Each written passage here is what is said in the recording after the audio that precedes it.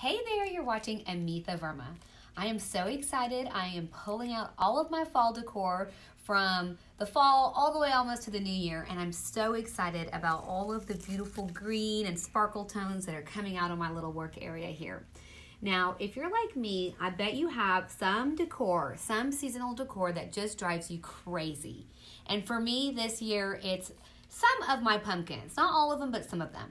I've had these forever. I love them. To you, they might even look beautiful. They're this really pretty neutral green color, and they have this great flat bottom, so they're great for decorating. But I've had them forever, and they're all over my life, my house, my workspace, everywhere. So I just wanted to show you how I have been updating these today to give you some fresh ideas on how to use what you have, but give it a new look. So here you can see what I'm doing. I'm sure you can probably guess. One of my favorite ways to give something an update, give it a coat of paint with our beautiful chalk finish paint. And that's exactly what I'm doing. Here you can see I'm just taking my brush and I've been going along, and in just a few minutes I'm going to be able to cover this entire pumpkin with a coat of this beautiful Chantilly white.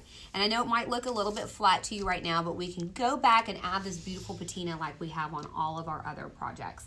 And while I'm at it, I actually want to glam this up a little bit. I've been doing the natural thing for a long time. So I'm going to take my little brush here and I'm just going to add a little bit of gold, as you can see, to really glam this little pumpkin up.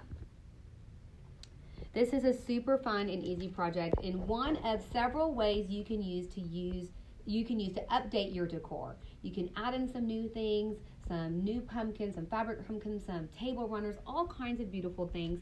And I want to show you all of this, but I'd love for you to come to our workshop in a few weeks where I'm going to walk you through so many ideas. You are going to go home and just have the best time doing all these projects. So don't be discouraged by those things you have. There's still hope for them yet.